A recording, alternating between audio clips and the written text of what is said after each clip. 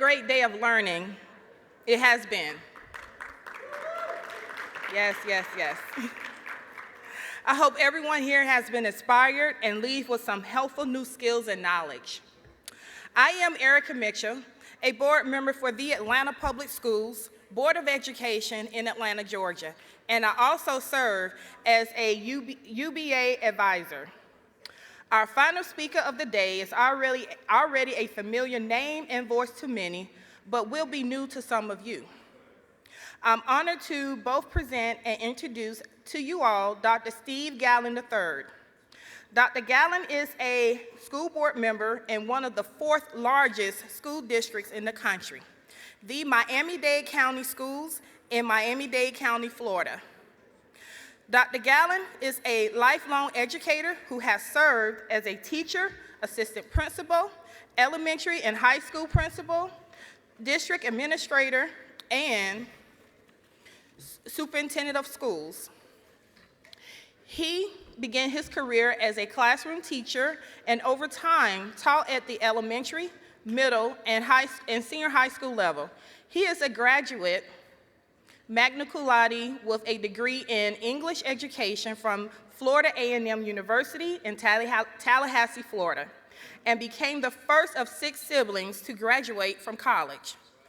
Dr. Gallen earned his master's degree in educational leadership and a doctorate in educational administration and supervision, both from the Florida International University in Miami, Florida. He has also participated in postdoctoral leadership institutes on school reform and management at Harvard and Stanford universities. Dr. Gallen has served as principal in an educational management and consulting firm working with several districts, schools, and organizations in developing and implementing educational schools turnaround strategies as well as community-based solutions. Over his career, Dr. Gallen has received numerous awards for his outstanding professional and community service, including Regions 3 Rookie Principal of the Year, Elementary School Principal of the Year, and Educator of the Year by Zeta Phi Beta Sorority Incorporated. Dr. Gallen was also the recipient of the NAACP Mary McLeod Bethune Educators Award. The College Board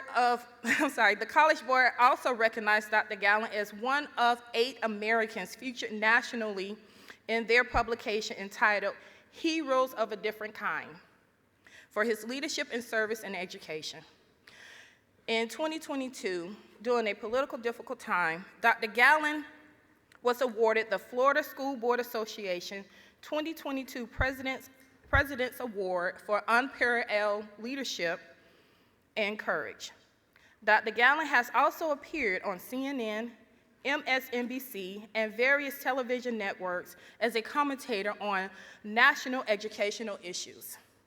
Please help me to welcome my friend and one of our fellow UBA advisor members, Dr. Steve Gallen III.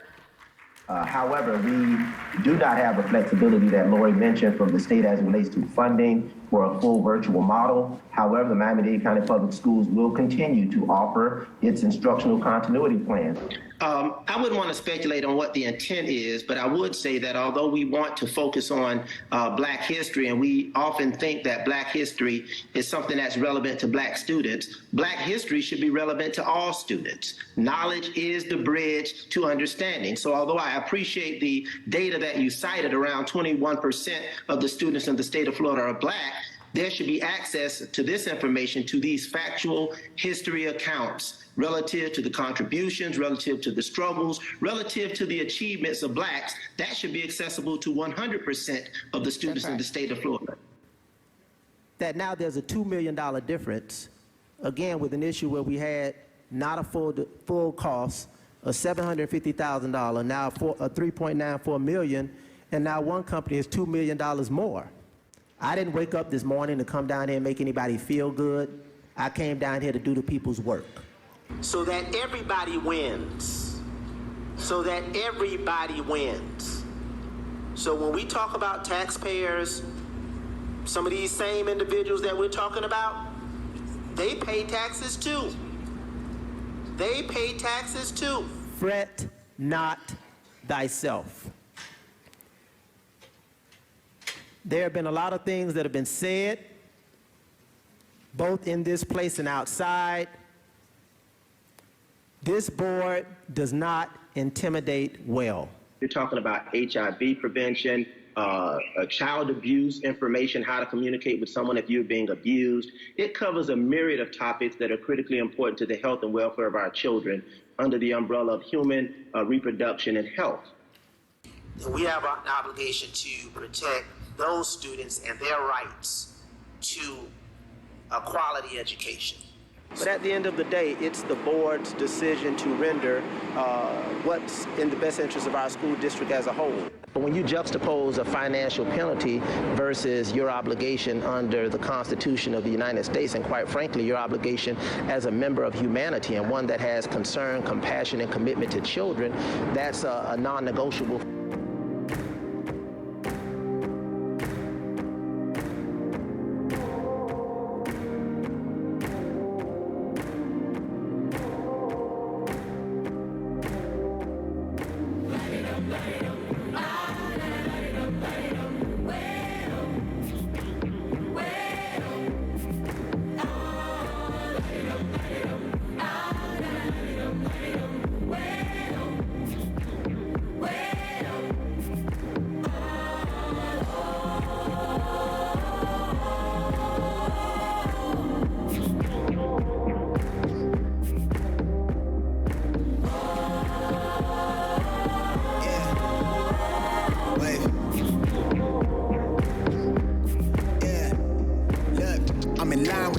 I'm in sync with the earth. 10 toes deep, flower child from the turf. I never switch sides, like even when I die, I'ma ride for the squad, lot of ties in the hearse.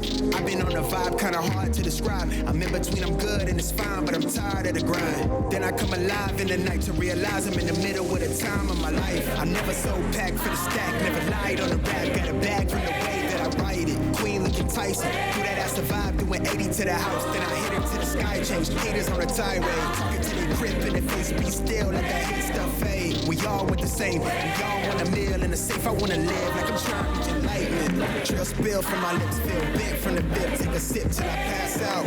I'm trying to get grit, but it don't make sense. Cause you can lose life on this fast route. Yeah, turn thoughts to a cash cow. I might flip that to the glass house. I don't need the accolades, I'm in love with the chase. I just wanna eat, save a spot at the table. Beats with the slap, pin myself on the map. You long with the wind, but we knowing that it's capped. 5-hour flights, couple nights at the flat. To be real, couldn't see me making moves while I'm at. I'm still on the grind, limit time when I chat. Burning down sage, keep the demons away. When I write it, give a piece of myself to the page. I don't do it for the praise, love, that's just how I'm made. Truth in the glass in the mirror. Yeah. Do it at me, old man, tryna pass in the fear. You're the first one to talk, but the last one to hear. Eyes blurry, but I couldn't see that, and he cleared down. Start to feel like I'm on one. Settle in, I'll be here for the long run. I'm a slave for the cash, got snakes in the grass, no brakes on the ad, but it's all fun. We done seen it all, heard it all. Heard enough, give me space before I murder y'all. 10 bad here, I'ma curve them all. 12 missed calls, and I still made a curtain call. Here to light it up, lighten up. Heard him talking, they ain't right enough, tighten up. Everything that I came for, I left with. I don't bang sets, I just bang on the set list. Going past supper when I came for the breakfast. Put me in your prayers, I might put you on the guest list. Young, tell me reckless. Gold in my soul, got the same on the necklace.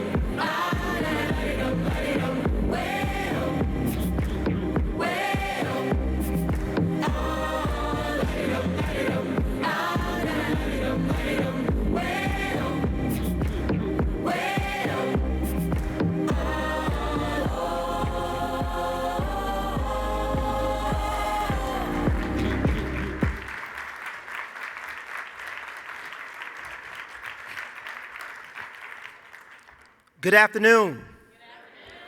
I trust that you have been greatly inspired and motivated thus far, and that the time here has been well spent with known and new colleagues, friends, and what may now become family, as we share a beautifully powerful kinship in the education and empowerment of our students and the elevation of our system of public schools, a system that I truly believe represents the final frontier of social and human justice.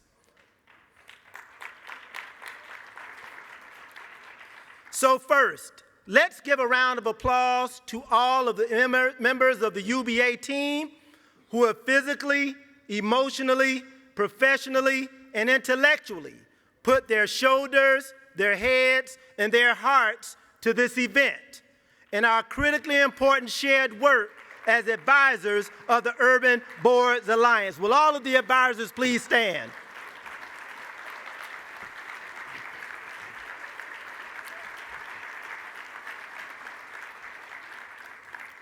These individuals from around the country continue to champion those issues that uniquely confront and vex students. They vex schools. They vex systems that are challenged, that are impeded, and too often maligned with social and economic issues contiguous to the realities of urban conditions. Realities, I must add, that are unrestricted to the geography of urban cities, urban centers, and communities. I would also like to recognize Dr. Bertrand and the members of the COSSBA leadership team for their vision, commitment, and courage to chart a new course for public education around the country. Please join me in giving them applause.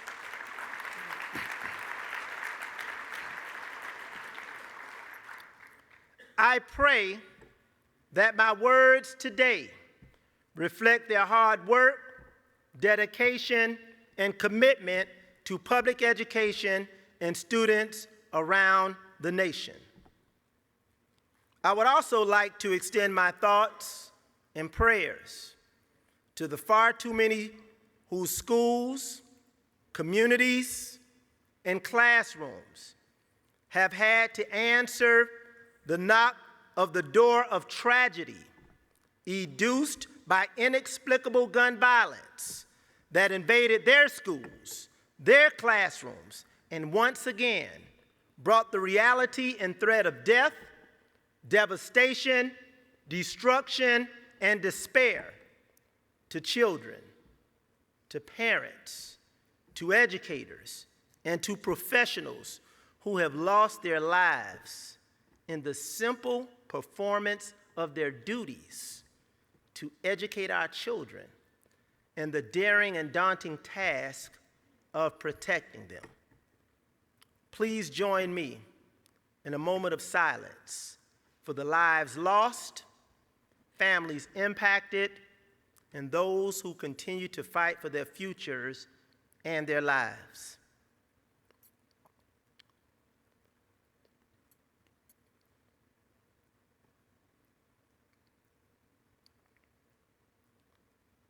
Thank you. The video captured in 3 minutes and over the span of 6 years what the power of your position as an elected or appointed school official can adduce for employees, communities, schools, and most importantly, students.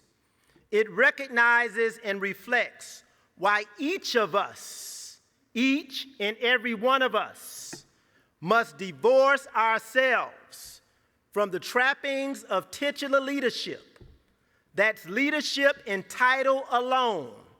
Those are the trappings of titular leadership, by simply declaring that we are in charge and getting consumed with and shackled by delusions of grandeur and self-importance based on our elected or appointed titles.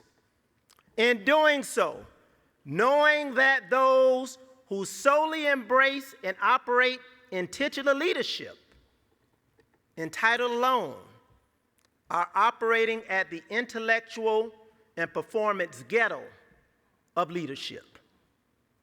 So for a few moments, I want to discuss with you the need, the importance and value of going beyond titular leadership and how passionate, purposeful, and performance-driven leadership in today's school districts are prerequisite to transforming and transmortifying the learning and lives of students around this country. I am deeply honored and humbled that God chose and favored me, as he did each and every one of you, to be a conduit of leadership, a conduit of love, a conduit of support, a conduit of inspiration, and a conduit of service, as elected and appointed school officials and educational stakeholders. You see, my journey embracing the importance, the need, and value of going beyond titular leadership did not begin with my election in 2016, but during my time as a student, growing up in Miami's Liberty City, during the 1980 riots, during the explosion of crack cocaine that devastated and destroyed families, and the many ills, vices, poverty, and crime, and despair that followed. My life and those of many of my peers in public education were lit with the sparks of passion, purpose, performance, and most of all, hope, because of the teachers and leaders in my school and the caring adults in my community. These experiences in a classroom in school brought me through high school to FAMU on the highest of 7 hills in Tallahassee, Florida, where I graduated and came back home to begin my career as a classroom teacher. My fire would burn even stronger as I continued to embrace the power and the potential of the public school system, that great equalizer called the public school system. And would continue in my appointment as an assistant principal at the age of 23, principal at the age of 26, in Miami-Dade County, the nation's 4th and soon-to-be 3rd largest school district in the country. I would serve a combined 10 years as a principal, 3 years at the elementary school with 1,180 students from Florida First Start to grade 6, and 7 years at my alma mater, Miami Northwestern Senior High School, with a population of 3,200 students, before heading to the district, and then what I thought would become the pinnacle of my career as a superintendent of schools at the age of 39. You see, at every turn and every career elevation, I vividly recall the day of and before the school board meeting leading to all appointments. But you see, I was blessed to be surrounded by wise counsel who advised me that the mere actions of the board were not going to immediately transform me into some sort of administrative hero, because I now have a title that I would all of a sudden command and garner the respect and the professional capitulation of faculty and staff at schools simply because I had a new title. But that I would now have to plan, execute, monitor, serve, study, and work to prove myself worthy of their cooperation, and more importantly, not earn their admiration, but earn their respect. Earn their respect as their new administrative leader, and that I would not be guaranteed success by virtue of my title, We're not guaranteed success based on our titles. We're guaranteed success through our day-to-day efforts and our hard work. I learned that it was about what I did the day and days after assuming leadership. In the words of the legendary Vince Lombardi, success comes before work only in the dictionary. You see, in November 2016, I was decisively elected. I emerged victorious with nearly 70% of the vote in my first race, a three-way race that included a 9-year incumbent who also served 8 years in the state legislature and a former state legislature. I served as a principal, as a teacher, as a superintendent, but I emerged victorious in this three-way race. I was the youngest, unmarried, and the one with many, many, many battle scars from 30 years of educational service as a teacher, principal, administrator, and superintendent of schools. You see, it does not suffice, ladies and gentlemen, to get elected or appointed, to hold the title, to be imbued, or better yet, intoxicated, or even somewhat delusional by titular leadership, to celebrate and relish simply being in the club, to simply say you are on the team, that you were in attendance at the game. As a board member, there is the arduous and difficult nature of a campaign, the sweet taste of victory, and the pomp and circumstance of the swearing-in ceremony and related celebratory moments. Yet, beyond the struggle and sacrifice of the campaign, the sweet taste of victory, and the symbolism of swearing in and other celebratory activities, there is the real work of leadership. There is that real work of leadership. The real, intentional, and measurable work of service. In fact, the actual oath of office that we all take serves as not just a symbol, but a reminder of the substance of what our leadership, or better yet, our servant leadership must render. There is a difference. You have leadership and you have servant leadership. I believe that in the public school system, we must have servant leaders. What those of us who have been elected to office must commit to do, of the promises that we make to ensure that things will be better when we leave than how we found them when we arrived. That when we depart,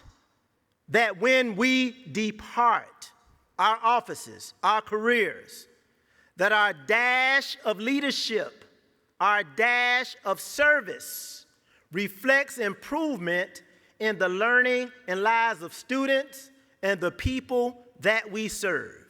It's about improvement, ladies and gentlemen. We swear to serve and honor and uphold the office or position that we have been elected to. An oath is one kind of speech act. It should never be deduced to mere words. It should be reflective of the future actions and an expression of a specific intention to others, using words like, I promise to, I swear that. The intention that when taking an oath is not limited to the moment someone articulates the words of the oath. It is about the intention of the future to commit to act in a certain way, to act in a way that positively changes conditions for those who you serve. It is ultimately a reflection of what you plan to do, knowing that you, each and every one of you, will be asked, what have you done? What are you doing? Did you do what you promised? Did you keep your promise? Did you honor your oath? In most cases, oaths were never strictly person to person, but almost always involved the wider community in some important way. You see, kings took coronation oaths, swearing to rule justly and safeguard the people of the kingdom. Lesser nobles took oaths of fealty to greater nobles, often for protection and material advantage. Religious leaders, like bishops and abbots, also became a part of this oath-based system, since they too had secular jurisdiction over important tracts of land. Breaking an oath was believed to bring down the wrath of God in time, but other than that, upholding one's personal honor, one's personal reputation, was a key consideration in taking the oath. In fact, in ancient Roman religion and law, the sacramentum was an oath or a vow that rendered the swearer sacer, given to gods, in the negative sense if he violated it. Sacramentum also referred to a thing that was pledged as a sacred bond and consequently forfeited if the oath were ever violated. You see, we all in some shape, form, or fashion made an oath to God. We made an oath to our community. We made an oath to schools. We made an oath to the people who elected us. But most importantly, we made an oath to children. We made an oath to children, a promise that should reflect our charge to keep. If you're going to be a true change agent for what is right, what is rightful, and what is righteous, for your schools, employees, community, and your children, you must make your oath words actionable, measurable deeds and outcomes. You see, despite much of the political, cultural, and too often divisive cacophony and rancor of our public school system and education and our children, they need leaders that remain steadfast on essential matters of operating schools, operating districts, improving and uniting communities, and above all, educating children. So despite all of the noise, those are the things that we must remain steadfast on. Operating schools, operating districts, uniting communities, and elevating and educating children. These are things for which I campaigned and was elected on. And during my oath made and acted on my promise to make things better, I promised to make things better for Black, for white, for Hispanic, for poor, for rich. I promised to make things right for all children. But I also made a commitment specifically to those communities that lacked a powerful, passionate, and purpose-driven voice for educational and economic parity in a predominantly urban, under-resourced voting district in the nation's fourth largest school district. In doing so, I knew that I had to have a metric and a means to measure my impact. I needed a scoreboard to affirm my ascension above titular leadership,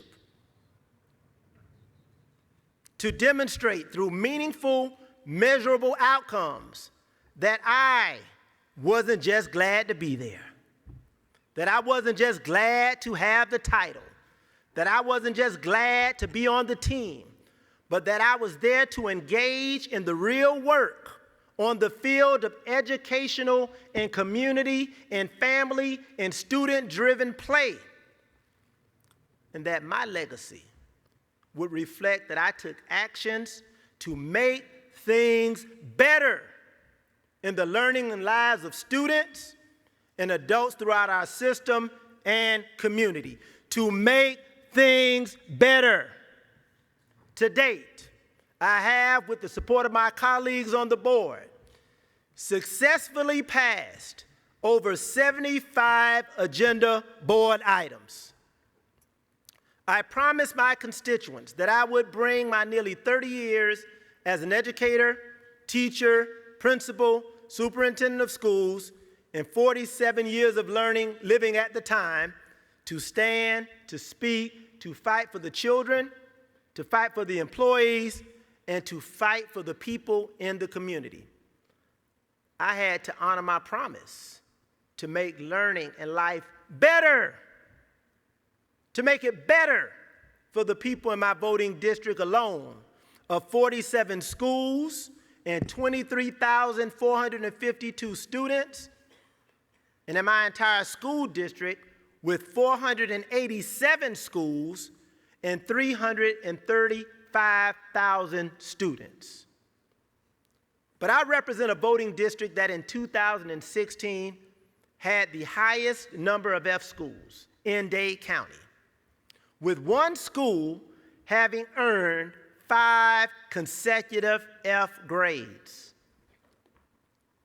A month later after my election in November, my promise was reflected, my oath was reflected in my first board agenda item that addressed failing schools in a district that had won national awards, many achievements, many prestigious accolades. At the time, Miami-Dade County Public Schools was not only the nation's 4th largest district, but it had the distinction of being the nation's most award-winningest.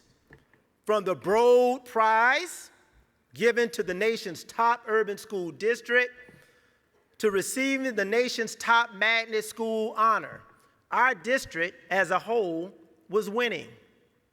Miami-Dade County Public Schools was winning. However, as my late father would say, a rising tide lifts all boats. On the ocean, that may be true. But in Miami-Dade County Public Schools, too many black, white, Hispanic, poor children were catching academic hell and drowning in an ocean of underperformance. This provided an almost dual segregated system based on those schools and communities who basked in their academic success versus others who were left with the too often bitter taste of academic and defeat, irrespective of race and ethnicity. It needed a departure from a sense of complicit silence. Complicit silence. Anybody know what complicit silence is? It needed some disruptive, deliberate noise around issues of educational and economic equity. Despite that need, nobody said a word. And though everyone was either appointed or elected and took a public, personal, and professional oath to make things better for all children, not some children, all children, many knew and watched. They applauded the district's overall success, but were conspicuously absent and loudly silent. I want to repeat that oxymoronic statement. Conspicuously absent and loudly silent when it came to the failure of certain students in certain zip codes. Yes, loudly silent. Their absence was seen and silence was heard, and lack of action painfully felt by thousands of students trapped in failing schools with no help on the way. Too many adults were spectators, sitting and watching and serving in deafening silence while children in schools failed. I always believe that those who are silent on school issues in a district or a community are complicit. I'm going to repeat that. I believe that those who are silent on issues in a school, district, or community are complicit. They say or do little to nothing, even though they hold the key to unshackle large populations of students trapped in perpetual failure and generational poverty. They fail to assert passionate, purpose-driven leadership. So after the first year, Carroll City Middle School improved its grade to a C and has been steadily climbing ever since.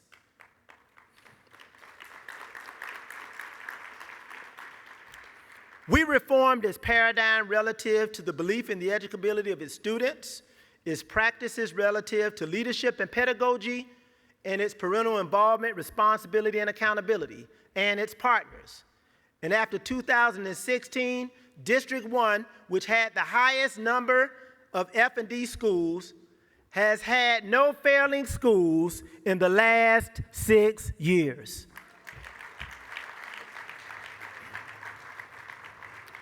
You see, my friends, there was an oath, a promise to make things better.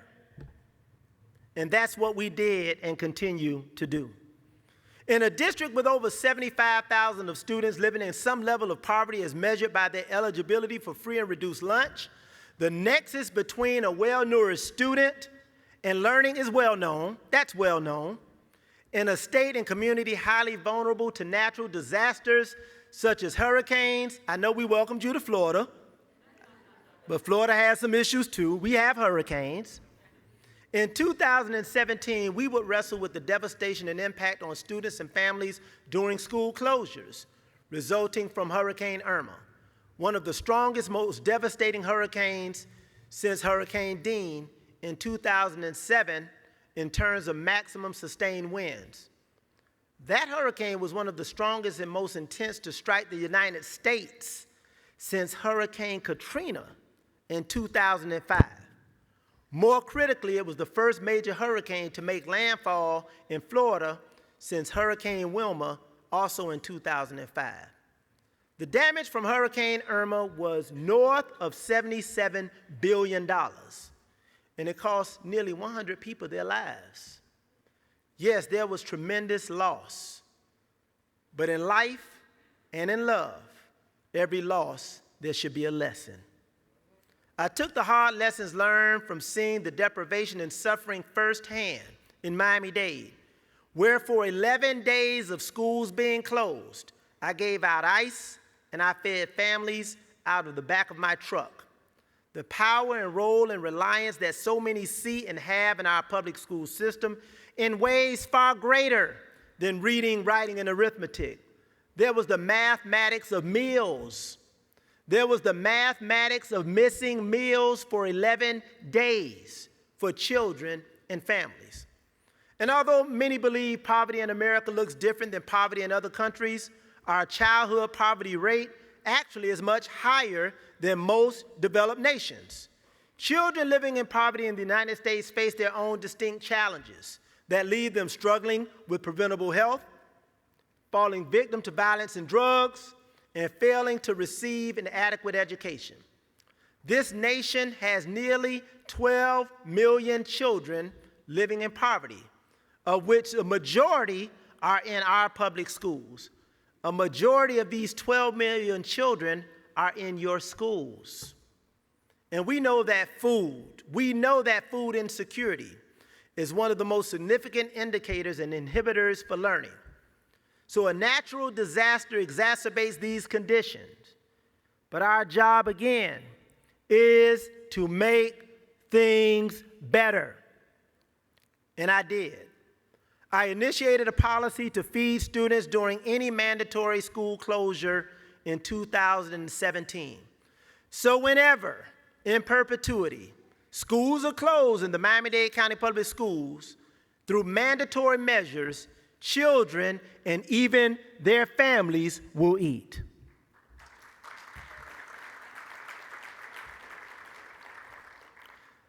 The obligation we have relative to ensuring that children and their family eats is clearly something that exceeds reading, writing, and arithmetic.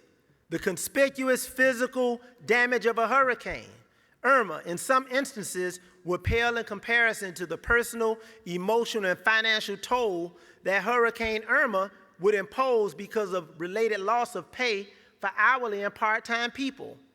DCS employees such as custodians, such as bus drivers, such as teachers' aides, and such as food service workers will be out of work. This damage was acutely felt by many of these hourly part-time employees that face continued financial challenges. that would have resulted in further significant economic and personal hardships on these underpaid employees, these under-resourced families, and these under-resourced communities. It would be further shouldered by their children across Miami-Dade due to mandated school and district office closures. These hardships were significantly exacerbated among these employees, many who were already facing hardships before the storm. Things were bad before the storm. These employees were forced to struggle with the exorbitant costs of living and working in Miami-Dade County, an area that has been deemed the costliest place in the country to reside. But our job is to make things better.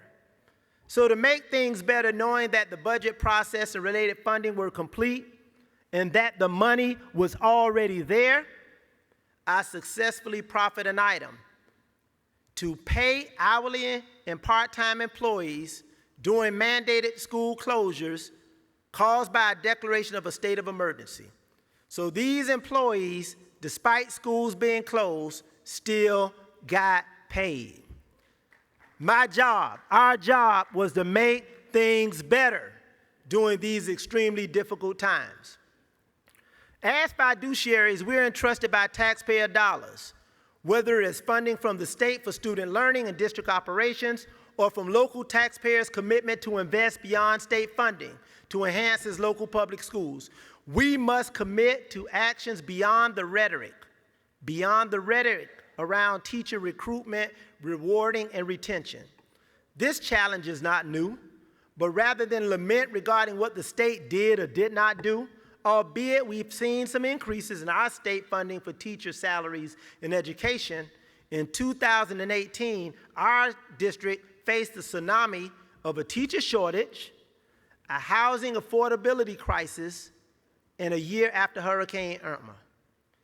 To make things better, I proffered the first board item as the first step toward a $980 million referendum, a year after a tremendous loss. The power of our community's love and belief in the public education and shared humanity enabled them to give.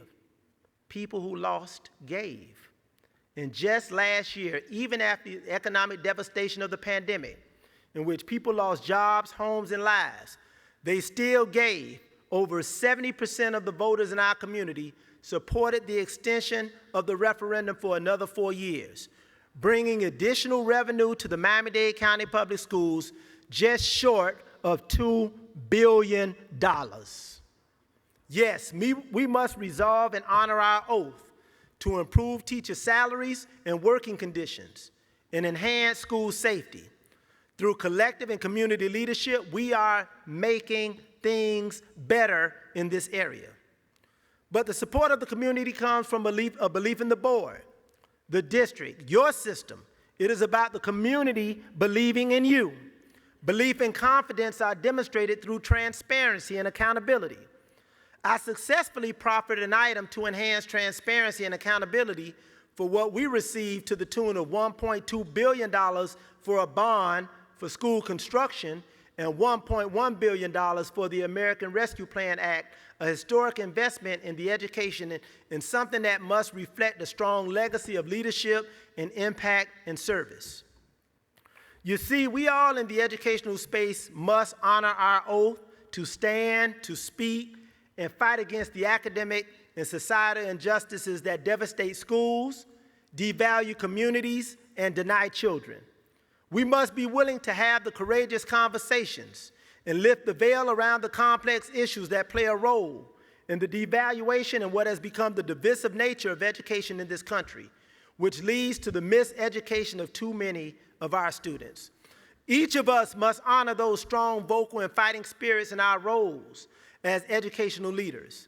And as the nation has seemingly moved past the pandemic, we continue to face the lingering collateral damage of the coronavirus showing up in unimaginable ways in homes, in communities, in school board rooms, in courtrooms, and in legislative bodies at the state, local, and national level.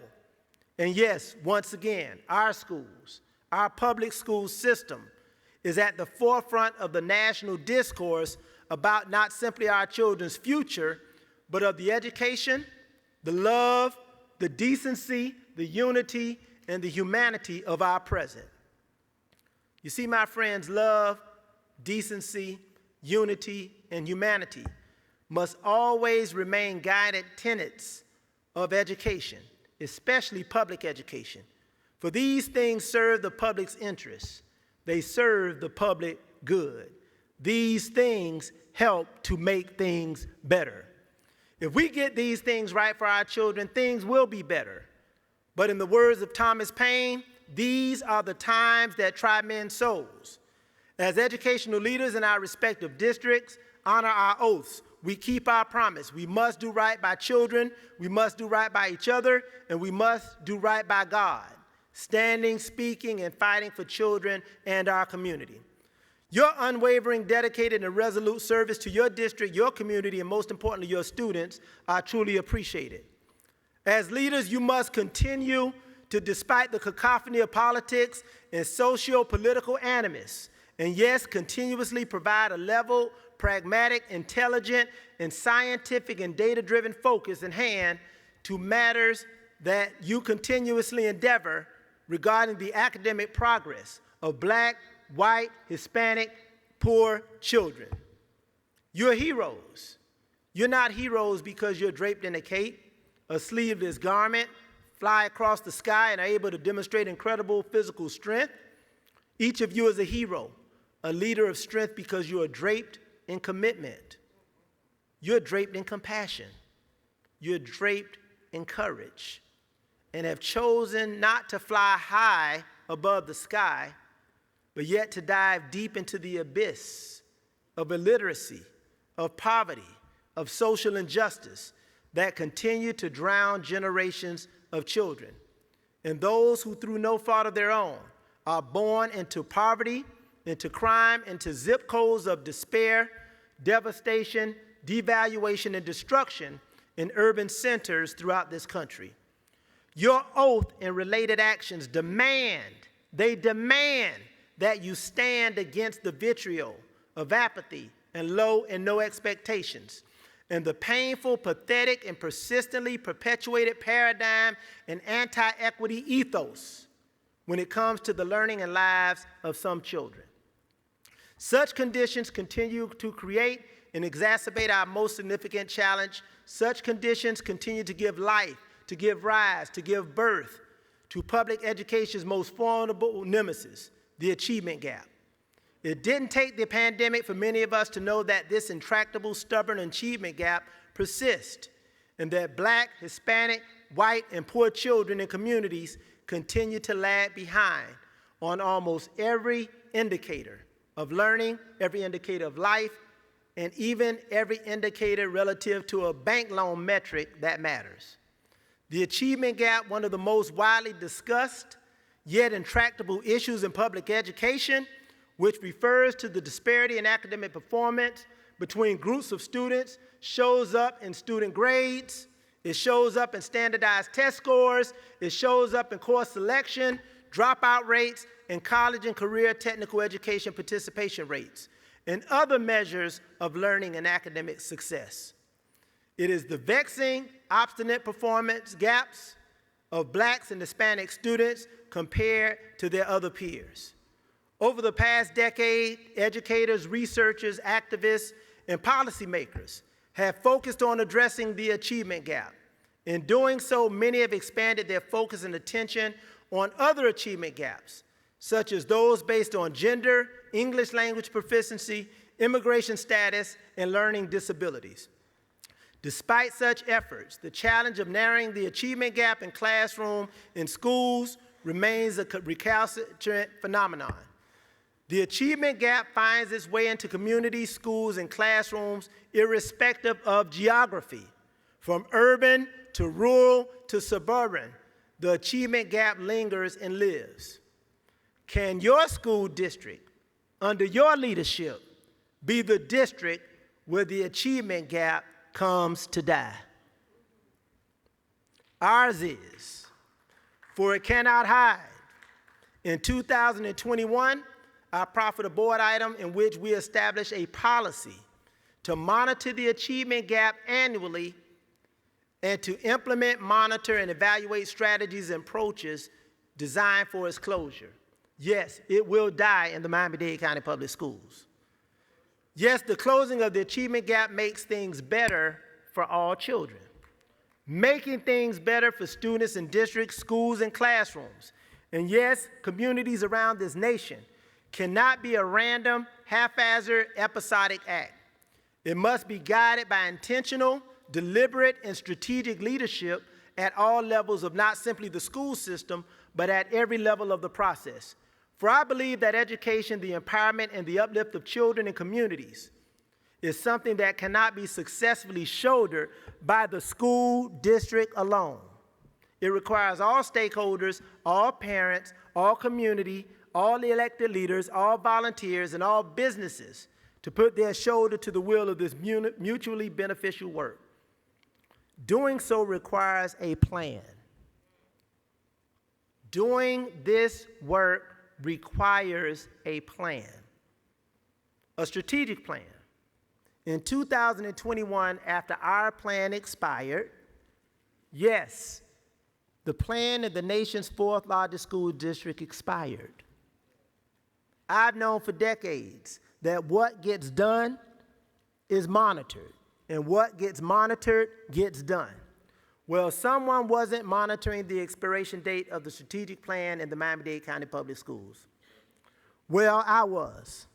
After it expired, I immediately proffered an item that recognized and acted upon the knowledge, belief in both the importance and value of having a meaningful, measurable, deliberate, and collaborative strategic focus and plan around improving the educational, operational, and fiscal areas of the district. Modern strategic planning has been influenced by systems of theory and ideas put forth by Peter Drucker, Edward Deming, and Peter Senge, to name a few. The shift from the machine age to the knowledge age changed the thinking from top-down command and control over workers to decentralization and bottom-up planning. However, since the 1970s, when Ira Gordon first introduced his community impact and parent involvement model, the educational sector has amassed a rich history of community engagement, which served as its advent into the use of the strategic planning process as a way to improve the education in district as a whole. My item established a new policy to address the development, review, monitoring, revision, and evaluation of the district strategic plan, and that it must be revised no less than 6 months prior to its expiration. Yes, we must make things better for our system, and through leadership, by action, we did. Thus far, I've focused on policy, but as leaders serving in the educational space, we must never lose sight of the fact that this work is not just about policy. It's not just about programs. It's not just about procedures. And no, it's not just about politics. It's about people. This work is about people. And the most important people we have in our district in education are our students. Since being elected, I've celebrated students each month without fail, even through the pandemic, recognizing them for achievements in academics, actions, and attitude. It has become a a family affair in which members of the village come together to elevate, wrap our arms around, and just plain old love on our children. There's a tribe in Africa called the Maasai tribe, whose traditional greeting to each other is Kasserine and Jerry. What that means is, and how are the children? When they greet you, they do not ask each other, how are you? They don't ask you, how's the day? But rather, they ask about the next generation. The Maasai believe that monitoring the well-being of their children is the best way to determine the future health and prosperity of their whole society. In the spirit of the Maasai tribe, I provide a platform each quarter to hear the concerns, insights, and ideas of students in my schools in District 1 through my advisory committee. This is a group of student representatives from each school that meet with me in a safe, open space, provide their perspective on what is happening, not happening, should be happening, or they would like to see happen in their schools and classrooms. From technology, teachers, and textbooks to the arts, athletics, and activities, I hear directly from students. With no other adults in the room, only my staff, this has kept me grounded and connected in the reason and for whom we do this work, and has even led me shaping policy positions approved at the board level and one policy passed by our legislature and signed into law. Ladies and gentlemen, if we listen to our students, they will speak. So today we are here to learn, to collaborate, grow, share, and yes, get better. In doing so, we will honor the promise we made to the people who elected, appointed us, or hired us, and to the God we serve when we placed our right hand on the Bible and took an oath of office as school board members, signed a contract as an administrator or a teacher or a professional educator, and took breath as a compassionate, committed, and caring member of humanity. Yes, today, as I prepare to close, I want to remind you of that promise and the tremendous power you have as policymakers, as professional practitioners and people committed to the education, the empowerment, and uplift of children and communities. School board member authority, power each of you has. You see, education is not simply about what takes place in a classroom with a group of students and teachers, or what takes place in a school with a principal, teachers, or a student, or a superintendent in a district among board members, employees, and a broader community. It is a construct that must lean into the roots of what education means. Education means to lead forth, to draw out. As educational leaders and impact makers, we must nourish the emotional, spiritual, and intellectual well-being of our students and bring out everything in them to ensure that they reach their full potential for learning, their full potential for loving, and their full potential for lifelong success. Now, more than ever, our work must transcend the repair of a broken water fountain in a school. It must go beyond dealing with complaints about the bus schedule. Our work must surpass the symbolic, stylistic, and often ceremonial moments that are deduced to mere photo ops and become part of an intentional, strategic, and measurable movement grounded in the unwavering belief in the educability of children.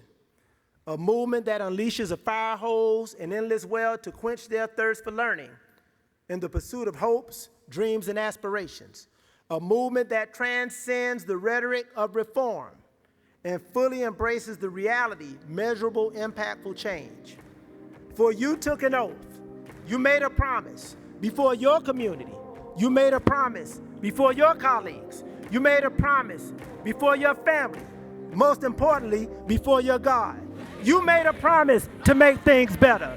You made a promise to make things better for your community. You made a promise to make things better for your schools. If you made a promise to make things better, stand up. If you made a promise to make things better for children, stand up. If you made a promise to make things better for schools, stand up. If you want things better for your parents, stand up. If you promise to make things better, stand up. Stand, speak, fight, never give up. Continue to use your platform. Rise above title leadership. Honor your oath to make things better. Make it better. Make it better. Make it better. Make it better. Make it better. Make it better. Make it better. I've been on a vibe, kinda hard to describe. I'm in between, I'm good and it's fine, but I'm tired of the grind. Then I come alive in the night to realize I'm in the middle of the time of my life. I never so packed for the stack, never lied on the rap. Got a bag from the way that I write it. Queen looking Tyson, who that ass survived, doing 80 to the house, then I hit it. I want to thank you, Dr. Gallen, for such a strong speech. Dr. Gallen's an advisor on our UBA board. I also want to thank all the presenters today for our UBA Day and all the staff who helped with those sessions. And I want to thank you for going to those sessions and getting some of your tools in your toolkit as a school board member. At this time, I would love all of our UBA advisors and all of our COSSBA staff to stand once again. Why don't you give them a hand?